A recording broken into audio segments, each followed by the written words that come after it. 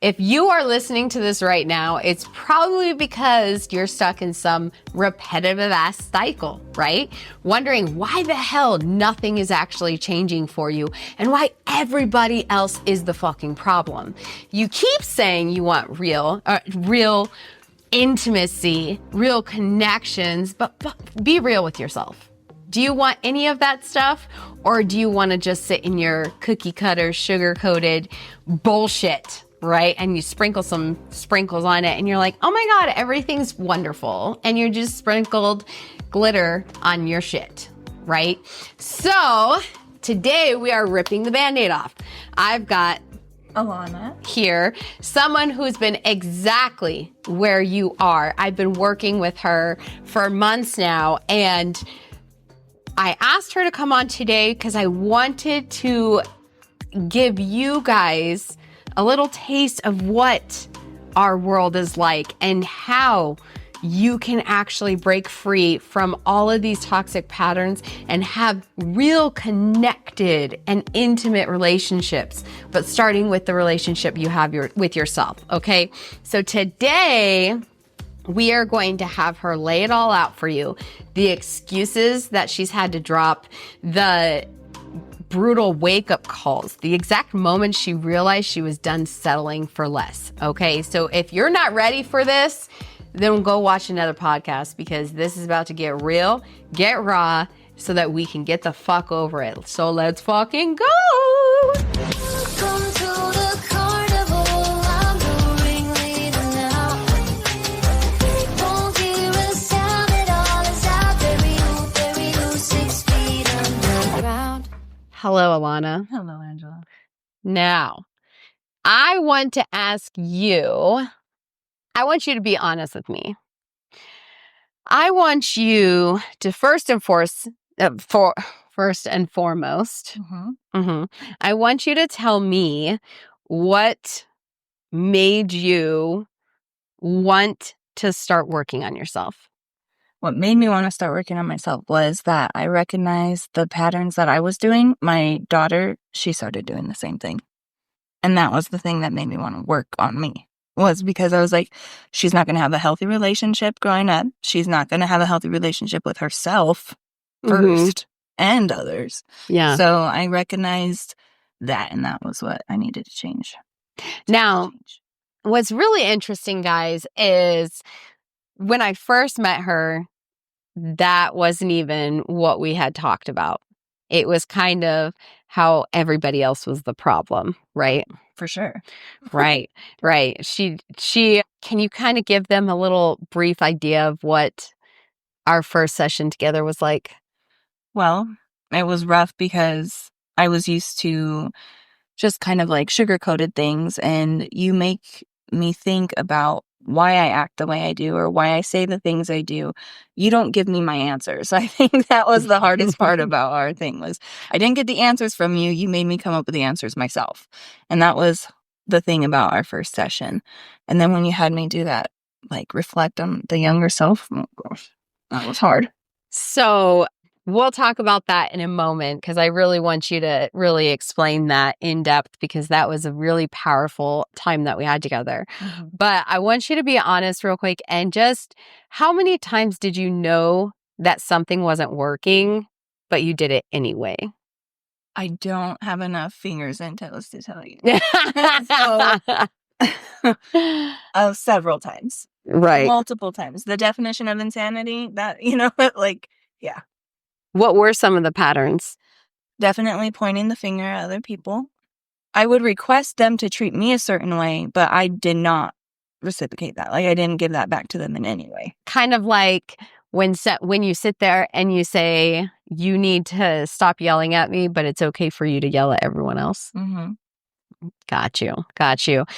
What about like acting like, I don't care. It's whatever. I'm fine. Yeah.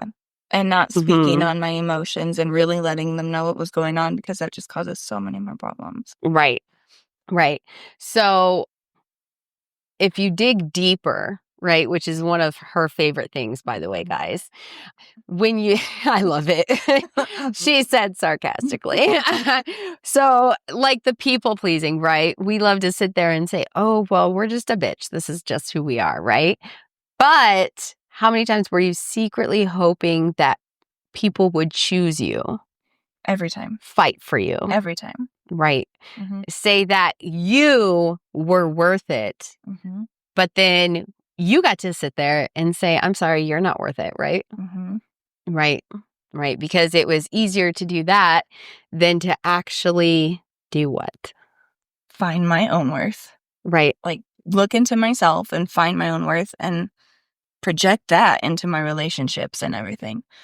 That's so awesome. So, what was the excuse that you kept telling yourself so that you didn't have to go in that mode, essentially? That I didn't have the problem. Right. That I'm not the problem. What's that song? It's me. I'm the problem. It's me. You're like, no, it's not. It's not me. Mhm. Right? Mm-hmm. How many times did you justify your actions because in your mind, people just needed to understand that you've been through some shit and you have every right to act this way? Can I phone my husband? Because he'll tell you. Right, right. Can I phone a friend? We'll have to bring him on.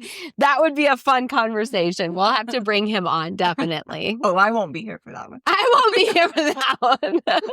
She'll just be seething at home, guys, wondering, am I going to have to kill him when he comes home? She said, yeah. But if you're really honest, how did you expose that BS? How did you begin exposing? Because we all know it's a growth thing, right? It's a journey, and you're on your own evolution and your own growth. And I mean, I've been doing this for years, and I can't tell you how many times I still sit there and I'm like, oh fuck. Or Justin will sit there, my fiance, he'll sit there and he's like, actually, don't you tell me that? And I'm like, Mm-hmm. what Mm. did you say to me? You know, I get really defensive. And then he's like, aren't you the one that taught me to do this? And you're like, I have never in all my years. Yeah. Right? That's happened to me too. Yeah. Mm-hmm. Yeah. Yeah. Yeah. I think when my husband told me, you're just, all the times you tell me you're just being honest and you're being real, he was like, you're really just being a bully. And I was like, I have to swallow those words real quick. And I had to come up with something real quick, like, Right. no, I'm not. No, I'm not. But, oh, he was right. Because you can say something to them and you're like, I'm just trying to enlighten you. Yeah, I'm just being exactly. honest with you, right? Mm-hmm. But if they're honest in that way, what happens? Oh, no, it's a shit show. Right? You're like, they don't do that, You don't- actually. Yeah. And Justin said something to me that was he said, the most important thing to remember is that a man likes to be heard. My husband says the same thing. Right, Mhm. right. So I'm sure, there's billions of people in the world. And so obviously not everybody's going to think the same, but it should still ring very true. In general, people like to be heard, Mm-hmm. right? It's just that men internalize more so and we externalize. So when they don't do things in our time, in our way, what do? Well, we throw a fit. Right. Mm-hmm. And everybody else is the problem. Mm-hmm. And if you would just do this my way, in my time, how I say you need to do it, then everything would be fine. Right. But that's the problem. Right. Like, that's where he's like, how come you get to be, oh, master? Like, Right. which is true. It's Cracking not, the whip. Yeah, it's not fair. It's not, things need to be even. And that's really hard for me. I'm still struggling. I struggle every single day. Yeah. Every single day with learning I don't want to say where my place is, but really it is where your place is, because I definitely have overstepped my own boundaries. Mm-hmm. For sure. So how did you keep getting in your own way in that way? Well, I don't think I allowed myself to grow any. I don't think I was allowing me to actually learn and grow and change. I wasn't accepting change. Change is scary. Right. Change is not, I like It's terrifying. Yeah. My last relationship, I had zero control, no control. And in this one, he's so nice. And I'm allowed to have that control, but I definitely take, like, you get an inch, I take like 17 miles, maybe like Right. a lot more. Yeah. Right. Yeah. I definitely take control. And what is it to let go of that control? I haven't done it yet. I'll get back to you. I don't know. It's too So scary. I can tell you that in my 8-week program, which she is a part of my 8-week program, we are just I was going over some week 7 stuff, which she has not seen the content in that, but it's about vulnerability. And vulnerability is the scariest shit in the world, right? Mhm. And being emotionally available is another one.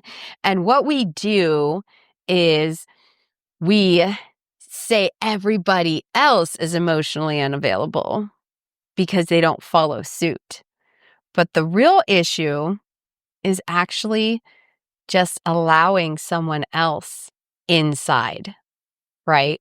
Yeah, I think I asked you in our last time, like our group meeting, I was like, what even is vulnerability? Like, I'll yell at my husband, you're not being vulnerable, and whoever. I guess I didn't even know really what it was for me to be. Right. So that was different.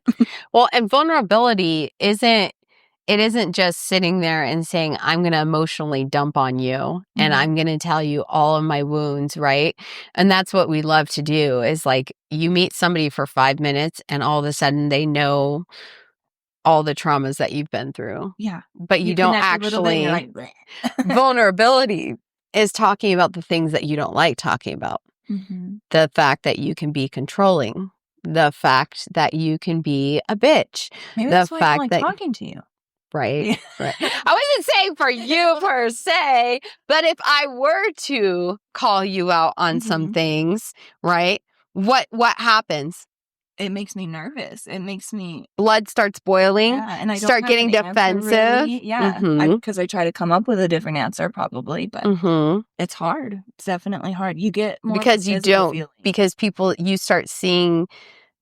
start seeing you past the layers. that you've allowed them to see. Mm-hmm. So I know she was talking to me earlier about all the books that she read. When she first met me, it was, well, I read a lot of books and I've done a lot of programs. So I Shadow kind work. of, shadow work, inner child work. I'm kind of a pro on it. And that's not to degrade any other program, but the difference with what we do is I get to the deep layers. So where most of the like woo woo and, happy, let's all like be spiritual beings and shit, right? Which is all good, right? Because we do need a balance, but the problem is that we don't go to the deep layers. Mhm. We don't get curious about the deep layers. It's because it's comfortable to do the woo woo. It's comfortable to do all these other practices, right? We do the tapping and we do the meditation, we do the chakras, we do all those different I did the things. stones. I did all the things. Right. But the moment somebody tells you that you have to change something or that something makes them uncomfortable, what do? Defense. Defense. I am who I am. I'm acceptable the way that I am. And then you blow up at people and you wonder why. You blow up at your kids and you wonder why. You tell them, stop being so fucking angry. Stop yelling at you. Why don't you open up to me? But you can't even open up to them. Oh, I just protect my kids. That's one of the biggest, I think, downfalls that people have these days is I just want to protect my kids. And guess what? Your kids are going to fucking hate you for it. Yeah. Right? Mhm. Because when they get older, all of these secrets are going to come out and the real truth behind the things that you do. And your kids are going to resent you, whether it's good or bad, because you didn't think it was something that they could handle. You didn't think that it was important enough that they were in on the conversation. Mhm. And nobody wants to actually admit that, right? Oh, that's adult conversations. Oh, that's cool. So when your daughter becomes pregnant at 15, then let's have that conversation again. right? Because she didn't get the love and the validation. And I remember one of the things that I talked to Alona about that she gets really uncomfortable with, and I'm going to mention it just for her. Do you remember one of our conversations where you were talking about how angry you get, like how panicky you get, and your anxiety goes high, and you want your daughter to just understand, you don't want her to make the same mistakes. And then what did we do? Was that when you made me figure out what's going on with me? Yeah. That was very intense. We had to do, I don't know, would you call it? I don't want to say like a regression because that's not really what it is. No. But what would it be like? We did a reflection, and we basically dove really deep into her inner patterns, her innermost behaviors and patterns. And for that, what we had to do was meet with a younger version of herself. Mm-hmm. Now, I know most of the programs out there, they want you to like focus on the future and focus on, but the only problem that I would say with that is that you leave pieces of who you are on the wayside, essentially, because you're like, oh, well, I want to be this person. And what would it look like if you were this person? And so you just try to become this Live person. that way every day. Yeah. And it's stressful and it's exhausting as fuck because you're not accepting that sometimes you're allowed to get angry. Mm-hmm. And that's the biggest thing, right? So what did you come across? What did you realize when we had to do that visualization of the younger version? Well, I definitely needed to, like what you're saying, you can't just like wake up and live a certain way and expect it to be that way if you're not focusing on things that you need to heal. Because when we did that little, reflection, I had to go back to like 17 to 20-year-old me around that age because that was when I was really hurt. Mm-hmm. And that was really difficult to do. That was very difficult to do, but recognizing that she's a part of me and I can't just leave her behind and I have to help heal her in order to be a better person of who I am now. I just can't pretend I'm somebody else without going back to who I was and recognizing that I have some shit that I need to go through. I have some stuff that happened to me and it's okay to be upset about that, but I can't put that on like my family now because they're not the same people that were involved then. So I have to definitely learn how to separate the two. Does that make any sense? It does. Does it make sense for you? Yeah, no, it does. Yeah. Yeah. Mm-hmm. Yeah. And I think one of the biggest thing, the oh shit moment, right? That you realize like, oh, like she said, I am the problem. Oh, I am the problem. And I was like, and you're still wrong, because the problem is that nobody is the actual problem. Our behaviors, our experiences, right? If somebody assaults you, if somebody is verbally abusive to you, if somebody is physically abusive, if somebody is sexually abusive, they all had things happen to them. And the problem is that we tend to look at everything from right here where we're at. And we think the whole world needs to look at things the way we do. We think the whole world needs to sit there and that everybody is thinking about us. But in actuality, how many people are actually sitting there and thinking about you on a day-to-day basis and not diagnosing, but dissecting your every move? How many people do you actually think are doing that? None. Right. Because you know what they're probably doing? What I'm doing. The exact same fucking thing. It's like those people that sit there and they're like, that person's giving me a dirty look. Mm-hmm. Right? Mm-hmm. And you're like, ugh, and you want to sit there and you're like, I want to say something to them. In actuality, you have no fucking idea what they're thinking inside their head, right? Mm-hmm. What are the possibilities that could be going on in their head? They're insecure. Mm-hmm. Or they are thinking you're a bitch. I mean, that is a possibility. Right. There's Right. a few different things. That's why I like talking with you, because you bring out little things that I actually do, like the social media or the staring, like what you just said, staring at somebody in public and thinking like, oh, they think thinking about me, because that's what I do. Mm-hmm. If I make eye contact, I'm automatically thinking they're thinking bad of me, or I'm too fat, or I'm ugly, or just all these negative thoughts. So that's definitely something I do. Which is funny, right? Because here's the biggest thing that I teach any of my members that we go into is that there are billions of people in the world. Billions. So to sit there and worry about one person thinking you're fat, or one person thinking that you're ugly, or one person saying you have, like, remember that guy that told me I had a 5 head? One of my first comments that I ever got on social media.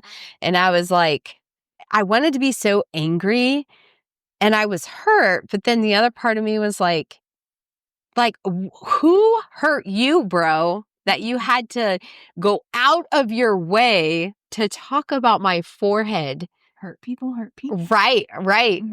Hurt people. But also, nobody has that power over you without your consent. Mm-hmm. Right. And the same goes for what we were talking about earlier before we started recording, when I was talking about, some of the issues that I've had in our family dynamics and some of the issues that I've had, with networking and stuff. It's people see you and you have no idea. They could be sitting there and being envious that they can't do what you do. They could be sitting there and saying, oh my God, she's such a heathen. They could be sitting there and saying to their kids, like, don't even talk to them. They're a bad person. You have absolutely no idea the reason why people do the things they do. We're not mind readers as much as we like to think we are. Right. We love to insert what we think. How many times do you insert what somebody else is thinking? I'm an insert here card. Right. Me. I identify as that. Right. You're the comment card, right? The comment card that nobody gave you, that you decided to build yourself. You're like, hold on. That's like going to a restaurant and you like grab a piece of paper and you're writing something. The maitre d' comes over and, I'm sorry, ma'am, what are you doing? Oh, I'm just writing a comment card. We don't have comment cards. I know, but this needed to be done. You do. Yeah. Right. Like, how often do you think they actually take that seriously? They don't. Right? Because everybody wants to hear the good stuff. Nobody wants to hear change, right? And so that is the biggest thing. Yeah. Is that none of us want to hear change. So people aren't going to like what I have to say, but I'm still going to fucking say it. People aren't going to like the fact that you start changing, having boundaries, and also apologizing. How uncomfortable was it when you started actually having to take that accountability and apologize to your husband for there things? Was a physical way to describe swallowing my words, like that would, I literally get physical reactions over my emotions. I'll start shaking. I've been working on that.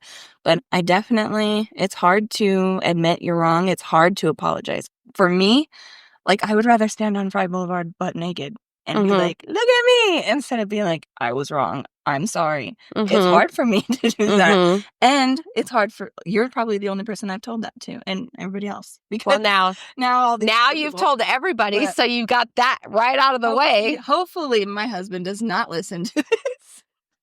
I'm going to tag him right away. He gets the first tag. Yeah, but it is hard to apologize and to accept that you're wrong and I don't want to say hand over the torch like you were right, but that's kind of how I feel when I'm doing it. But even that, notice what happens. What would happen if he were to listen to this? Honestly, it would make him feel so much better. Which would do what for you? It would make our relationship better. Right? But what's that uncomfortable feeling? Ready. Right. Which, are we ever actually ready? No.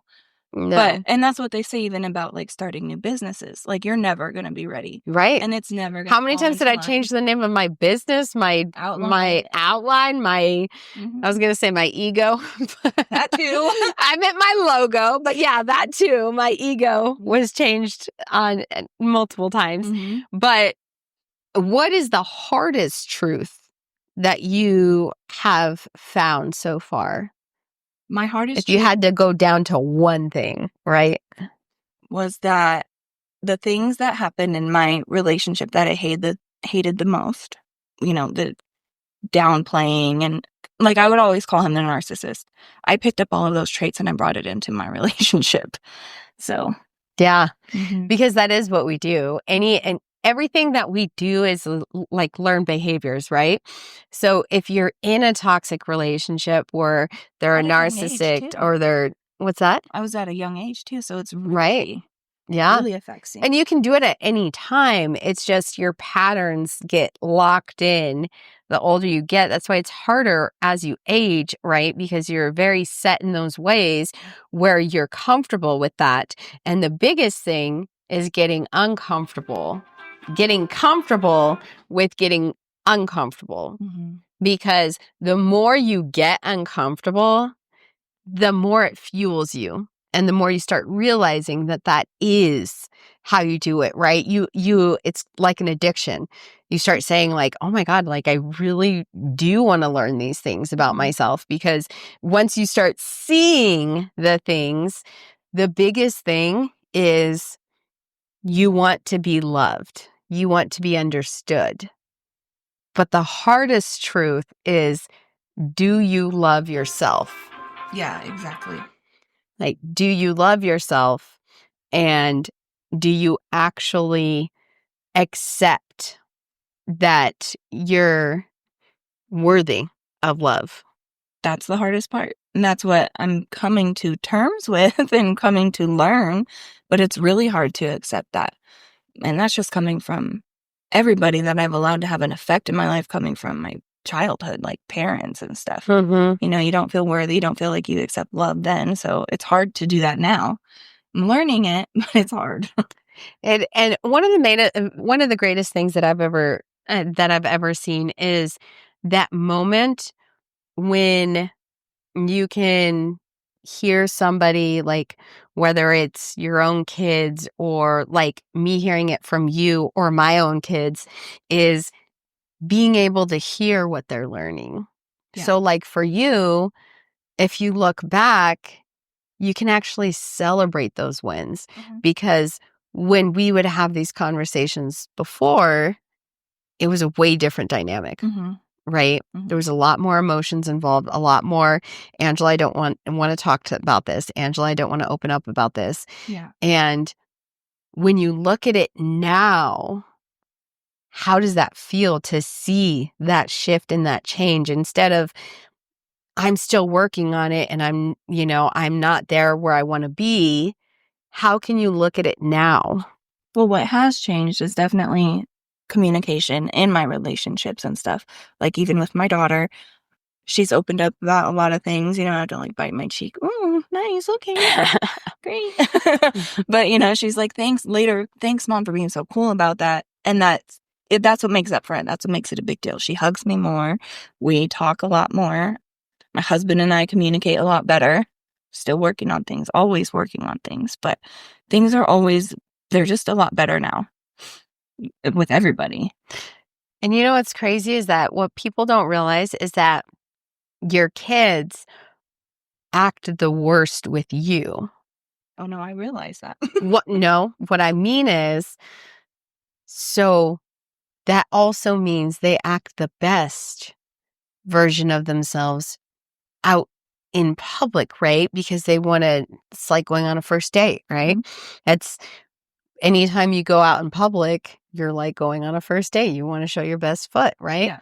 And that's what we don't realize, is that those instances are magnified like tenfold when they're out there. So imagine the neural pathways that you're helping your children build outside of the family, right? So if she's hugging you more, she's talking to you more, think about how that's affecting her externally with her friends, relationships, jobs. She just started her first job, and I actually became friends with the manager that she's working under. Mhm. And they just told me the other night, I just have to tell you, your daughter is one of the most well-rounded. They said that, oh my gosh, now that I'm saying it out loud. See? They See? said she communicates so well. They said she's the one who communicates the best. She talks to us the most. Oh, now it makes me so happy now that I'm putting it all together. But yeah, she's definitely gotten better in the world, like you're saying. Like, Yeah. people talk about how well-rounded she is all the time. And I'm like, Mm-hmm. Mm-hmm. And, think about that within yourself, too. Like, you have these dynamics at home, right? But then when we have our group meetings, it's our own your shit sessions that we have biweekly, right? For my monthly members. And this chick right here is so phenomenal with her self-awareness and ability to communicate. She doesn't have to know everything. None of us know.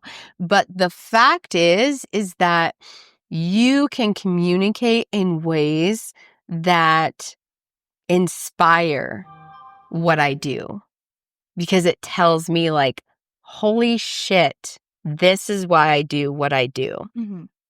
And you've seen me from beginning till now, so you've seen a difference. I may not see it as much as you, but Exactly. sure, you see it. Well, we're our own worst critic, right? That's true. So where I sit there and I say, well, that was a mediocre podcast, you're like, that was so fucking phenomenal. It did. That happened, and I was like, are we talking about the same thing right now? But that's the thing, is that we don't understand the impact that we're making. We don't understand. We may never understand. You may have said something to somebody at the grocery store that was life-changing and they needed to hear that. We have no idea how we're going to impact anyone. But the biggest thing is always reflecting back. They say not to reflect back, but it's so important to remind yourself. Yeah, that's what helped. Yeah. And I did that reflection thing for sure. Seeing who you were so broken down, like when you had me do it, I saw a broken down version of me. And I sat with her for a while and talked to her mentally, And it was hard, but that was definitely like, yeah, you're right. That's what changed things. After I did that. And that's what real raw relationships is all about, right? Is getting to the raw shit that makes you so uncomfortable that you feel like something's crawling on your skin. I know. I hated you seeing me cry. I hated all of it. I was like turned from the camera. It was so hard. And now she can sit there when I have new members and we're sitting there talking. This girl, like, I love the community, because that's why I created the monthly membership, right? Is that community that you get long term, that you build those connections with each other. This girl will sit there and, like, before I can even say anything, she's sitting there like, you can cry, it's okay to cry. Like, she's over there supporting, and I never, you always have, what's the word I'm looking for? You always have this idea and fantasy of what you want, like in a business, in your life. Who you want to be.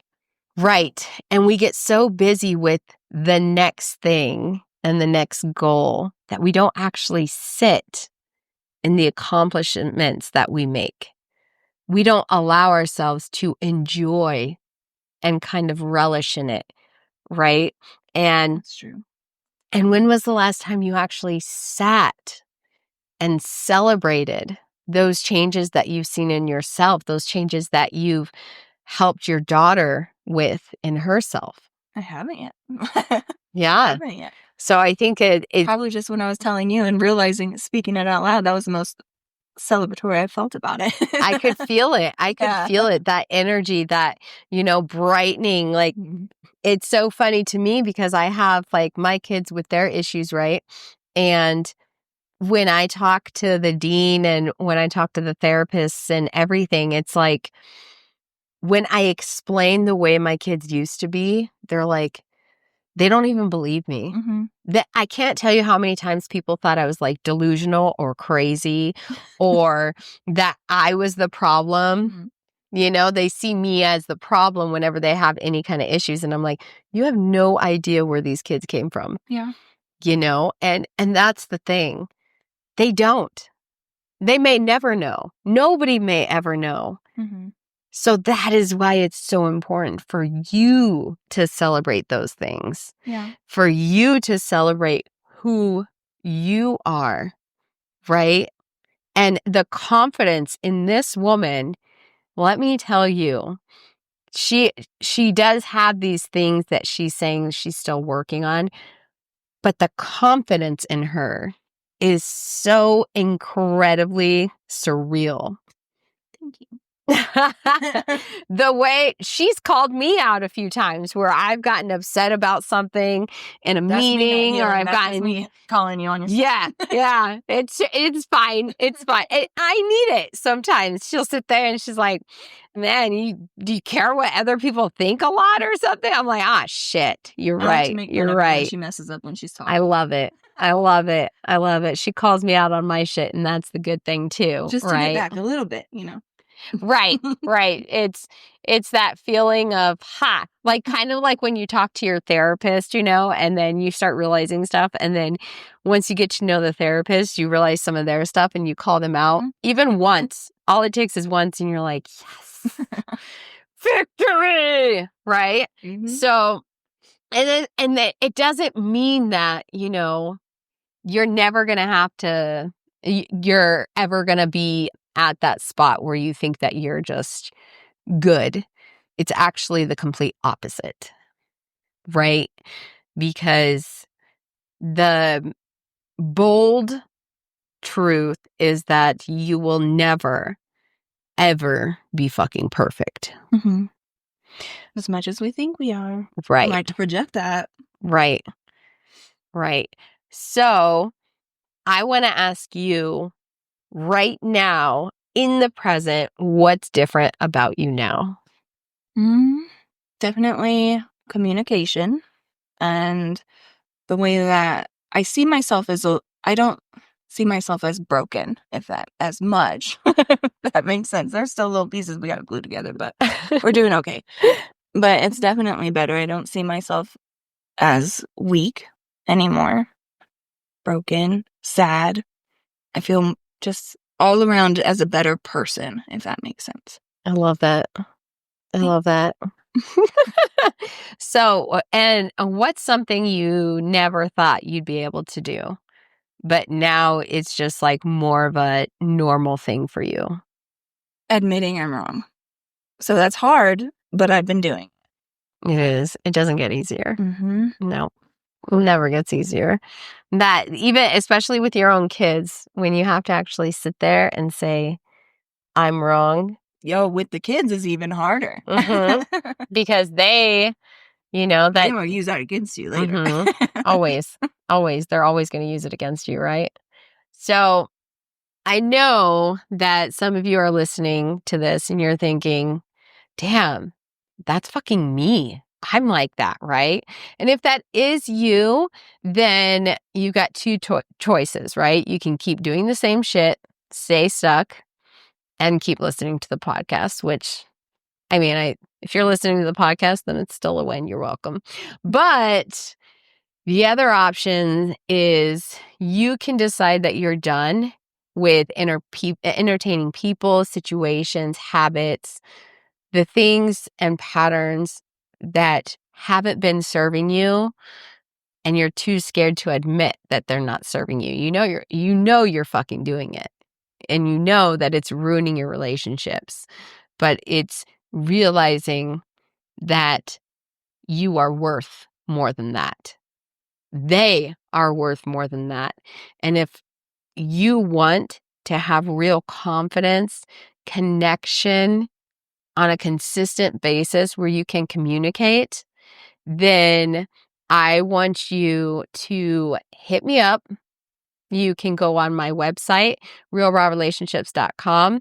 You can go and follow me on Instagram, on TikTok, YouTube, all the fucking things.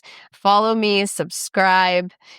But if you don't do anything else, I want you to just learn to sit with who you are and become curious with the potential of who you want to be and how the fuck you're going to get there.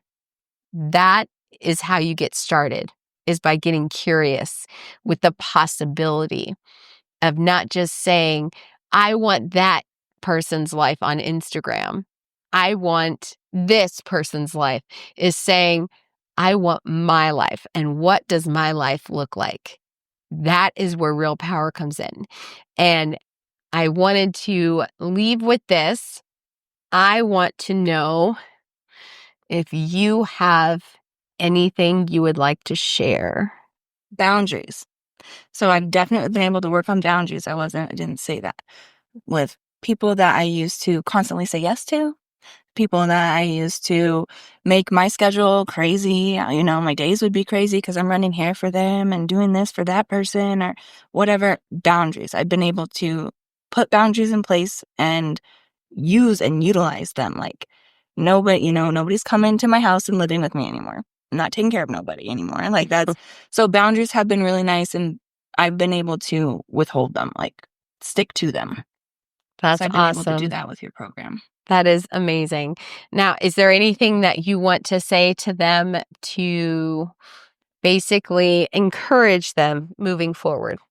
Yeah, if you just stay stuck, nothing's going to change. If you just continue to watch or listen to the podcast, fine, that's great. I'm sure things will help. But if you don't actually make the steps and make the moves, then nothing changes. And you already know that. Right. We all know it, but it's a matter of actually getting our asses up and doing something with it. Self-reflection. Right. Self-reflection. So with that, I will say thank you so much for joining today. Don't forget, I am working on a series that's going to be working on patterns, how to fix those patterns. It will be my podcast series. And I'm super excited about it. It's going to be very intense. It's going to be very awesome. So make sure you remember to subscribe, follow, and comment. I love to hear comments, questions, anything that you guys are thinking about or it's on your mind. All right. Thank you so much. You guys have a fucking awesome day.